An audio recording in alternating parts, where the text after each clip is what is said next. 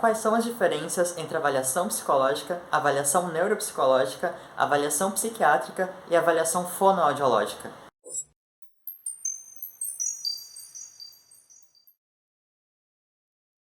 A equipe do Centro de Avaliação Psicológica da URGS, o CAP, conversou com 4 profissionais de diferentes áreas para entender um pouco mais sobre cada um desses tipos de avaliação. A partir disso, nós desenvolvemos uma série de 3 vídeos explicando algumas diferenças entre essas avaliações e para que cada uma delas funciona. E no vídeo de hoje, os profissionais vão falar como funciona o processo de cada tipo de avaliação e quais métodos e instrumentos são utilizados.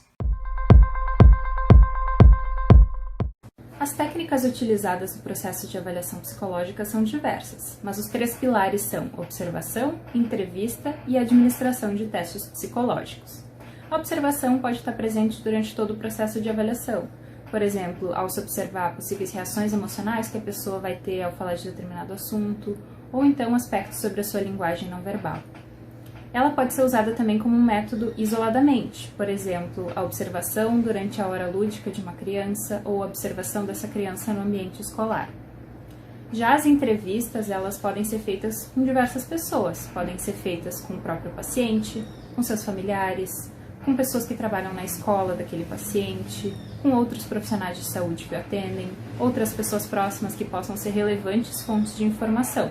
Isso tudo depende do objetivo da avaliação e da idade da pessoa avaliada. E os testes psicológicos avaliam várias funções, tem vários objetivos, por exemplo, avaliar aspectos cognitivos, afetivos, de comportamento, de humor, sintomas específicos, entre outras características que podem ser avaliadas por meio de testes psicológicos ou outros instrumentos de avaliação. A avaliação neuropsicológica, ela vai ter 4 grandes pilares, que vão ser a entrevista com o paciente, a aplicação de testes neuropsicológicos, as escalas de avaliação de sintomas e a observação comportamental. É importante a gente ressaltar que a aplicação de testes e escalas são ferramentas para a investigação das hipóteses e não a avaliação neuropsicológica em si. Alguns pontos importantes quando a gente estiver nessa fase de entrevistar o paciente é a gente poder entender nesse primeiro momento qual é a queixa do paciente, qual é o contexto em que ele está inserido, como que os sintomas surgiram, de que forma eles se desenvolveram e como eles estão afetando agora a vida do paciente. Se o paciente é acompanhado por outros profissionais, como que está a saúde geral desse paciente, se também algumas questões, se ele está tendo algum ganho secundário com a avaliação, se ele está motivado com essa avaliação, porque tudo isso pode impactar os resultados da avaliação neuropsicológica. E aí, a partir desse primeiro momento, dessas e de várias outras perguntas, testes e escalas eles vão poder ser selecionados a partir de uma hipótese diagnóstica que a gente vai criar.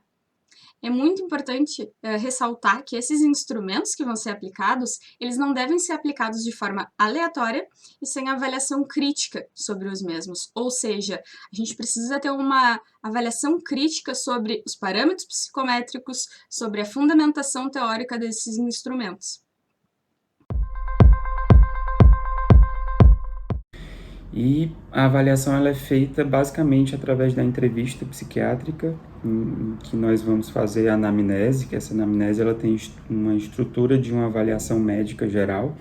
Nós vamos procurar entender os motivos pelos quais o paciente procurou aquele auxílio, identificar os sintomas, a evolução temporal, mas também determinar antecedentes psiquiátricos, se é a primeira vez que aquele paciente apresenta aquele quadro.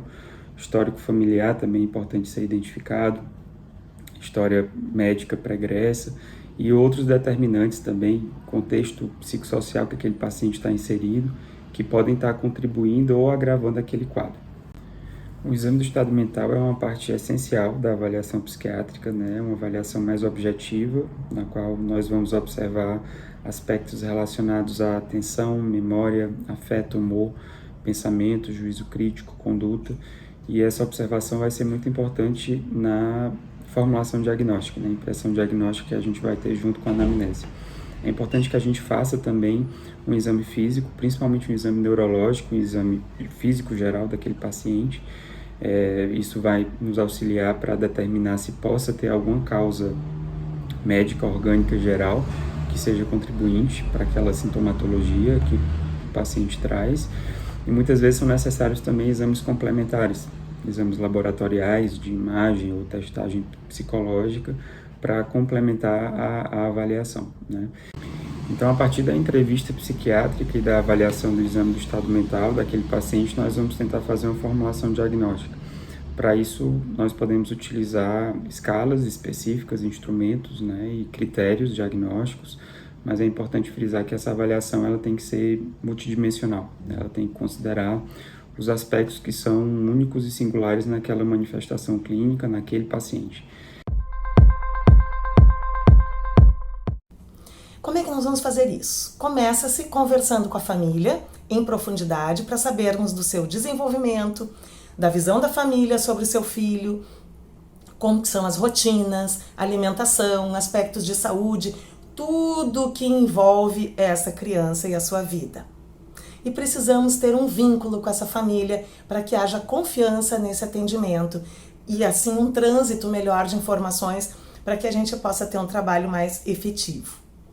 Com a criança é fundamental que a gente possa brincar, dar-se a conhecer e a conhecer a criança da forma mais espontânea possível, porque é no brincar que a criança vai colocar em ação a sua capacidade de simbolizar, de usar a sua cognição, usar todos os recursos de linguagem que ela tem, se ela tem iniciativa de comunicação, se ela se frustra quando não consegue fazer alguma coisa, quando não consegue falar. Então ali nós vamos ter uma medida dos aspectos espontâneos desta criança.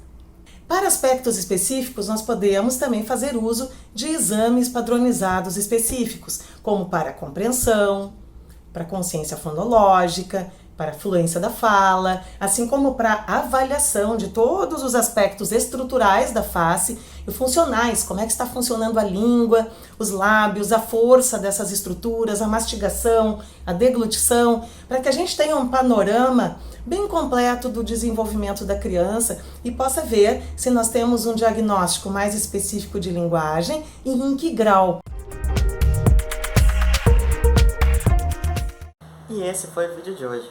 Se gostou do conteúdo e está interessado em assistir os outros vídeos dessa série, siga o nosso Instagram, centroap.urgs, nossa página de Facebook, centroap.urgs, e se inscreva no nosso canal no YouTube, também intitulado Centroap.urgs.